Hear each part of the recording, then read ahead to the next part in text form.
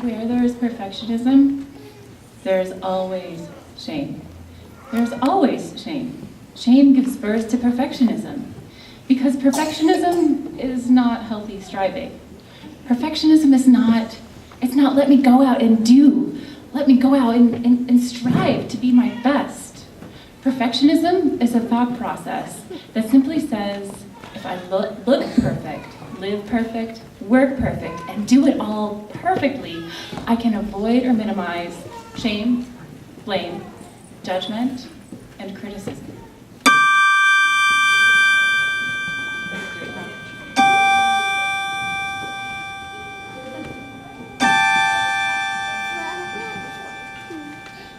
I call perfectionism the 20-ton shield. We carry it around hoping that it'll protect us, when what it does, in fact, is stop us from being seen. I call perfectionism the 20-ton shield. We carry it around hoping that it'll protect us, when what it does, in fact, is stop us from being seen.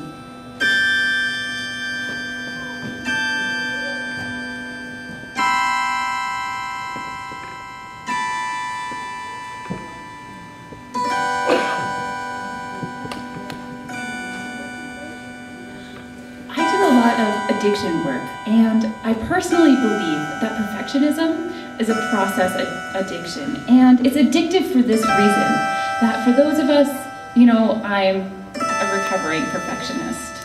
For those of us who subscribe to this idea that if we live, love, look perfect, work perfect, we can avoid feeling shame and blame and criticism, if when we eventually do feel shame and blame and criticism, which are just part of the human experience, you're not going to avoid them. Our response is not, oh man, perfectionism is a crock. Our response is, I wasn't perfect enough, so let me be more perfect next time.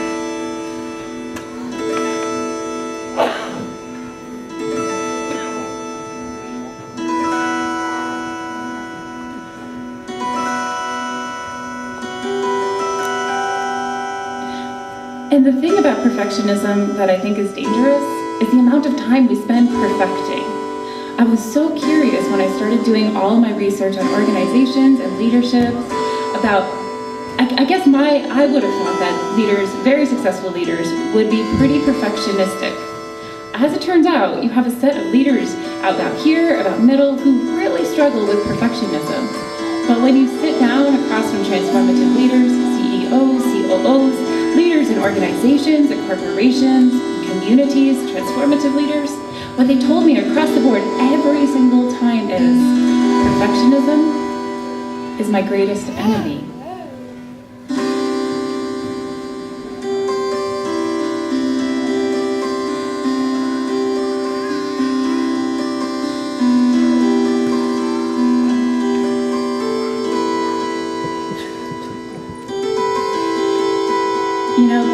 Perfectionism, and this is what I think is interesting, perfectionism is all about external validity.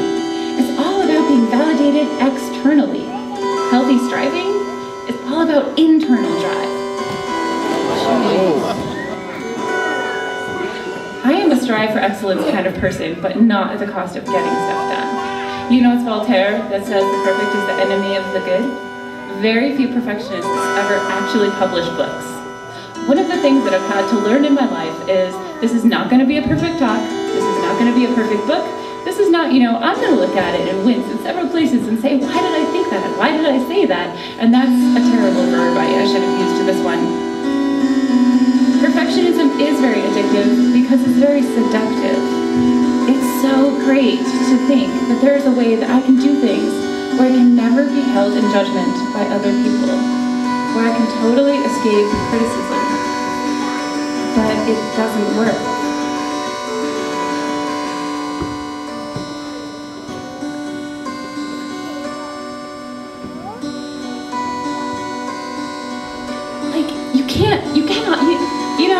You want to avoid shame, blame, judgment, and criticism? Do nothing, say nothing, go nowhere. Because it's part of this human experience. So to give up who we really hard. And in an effort to be perfect so we're never judged, it's a terrible waste of our time and of our energy, and it absolutely gets in the way of arrogance. And it's a great excuse. Like, I'm not going to step into my power, I'm not going to step into my gifts because I can't do it perfectly. No one out there is doing it perfectly. Perfectionism is a process addiction. Perfectionism is very addictive because it's very seductive. Perfectionism is all about external validity. Perfectionism is a thought process that simply says, if I look perfect, live perfect, work perfect, and do it all perfectly, I can avoid or minimize shame, blame, judgment, and criticism. But it doesn't work.